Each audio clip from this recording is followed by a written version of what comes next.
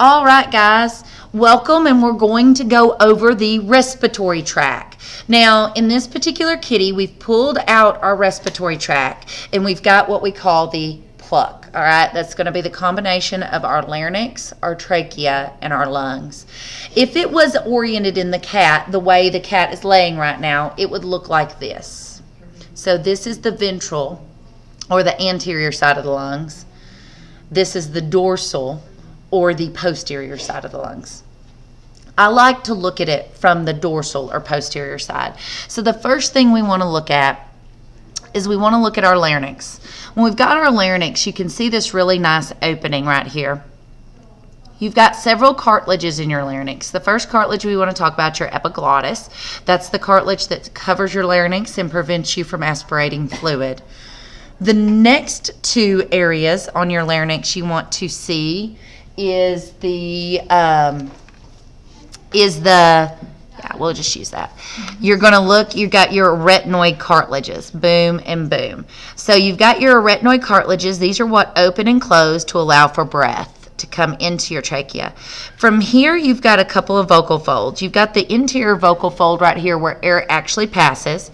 That's your true vocal cord, or true vocal fold. Over here to the side, you've got this exterior vocal fold. Okay, so interior is inside, true is inside, exterior one is right out here. That's your false vocal cord.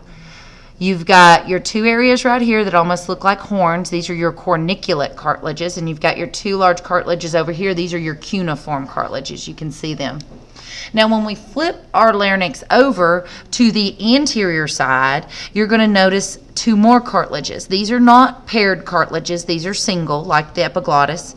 You've got one right here. This is your cricoid cartilage. And then you've got one right here. This is your thyroid cartilage. Now, as we leave the larynx, you're going to notice dorsally, you've got the soft tissue connection of your tracheal rings dorsally going down. Now I've got my lungs. So when I look at it from the dorsal side of my lungs, my cat has 4 lobes on the right side, 3 lobes on the left. This is in contrast to the humans, which have 3 lobes on the right side and 2 lobes on the left. So when you look at this, you know this is your left side, you know this is your right side. So this would be left cranial, middle caudal, or to use human terms, left superior, middle inferior. This is right cranial, middle caudal, and then this little right lobe that sits in the middle is called the accessory lobe. Now, we have a few structures that we have identified inside. We've got our trachea. Our trachea bifurcates and goes into each side of our lungs. The area where it bifurcates is called the carina. As we bifurcate, we leave and we go into our primary bronchus. Here's your primary bronchus. And then we opened up our primary bronchus, and you can actually see you've got a secondary bronchus, and then this was a secondary bronchus. And then when we opened our secondary bronchus, you can see our tertiary bronchus is right there.